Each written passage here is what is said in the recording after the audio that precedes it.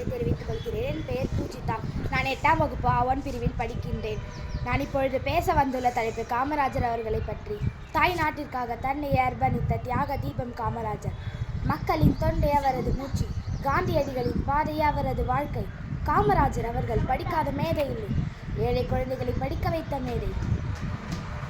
இன்று காமராஜரின் பிறந்தநாள். அவரின் பிறந்த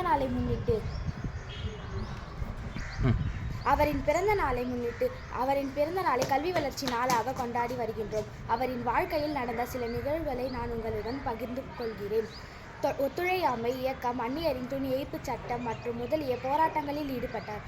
காந்திய வழியில் கடமையாற்றிய காமராஜரை 1954 முதலமைச்சராக அரியணை ஏற்றி அழகு பார்த்த பெருமை நமது ஊரையே சேரும். 1954 முதலமைச்சராக அரியணை ஏற்றி அழகு பார்த்த பெருமை நமது குடியாத்தத்துக்கே சேரும். கற்கை நன்றி என்ற கூற்றுக்கிணங்க காமராஜர் அவர்கள் கட்டாய கல்வி, இலவச கல்வி, இலவச மதிய உணவு திட்டம் என பல திட்டங்களை உருவாக்கினார். ஏழை மக்களின் கல்வியின் முன்னேற்றத்தினை ஏற்படுத்தினார். இதனால் கல்வி கண் திறந்தவர் காமராஜர் என்று அழைக்கப்படுகிறார். காமராஜரின் ஆட்சி காலம் தமிழகத்தில் பொற்காலம் என்று அழைக்கப்படுகிறது. நீர்ப்பாசன திட்டங்கள், அணைக்கட்டுகள், மின்துறை சாதனைகள், நெய்வேலி பழுப்பு நிலச்சி என காமராஜரின் ஆட்சியில் அசத்தலான திட்டங்களால் வளமானது நம் தமிழ்நாடு. 1963ஆம் ஆண்டு அகில இந்திய காங்கிரஸ் கட்சியின் தலைவராக பொறுப்பேற்றார்.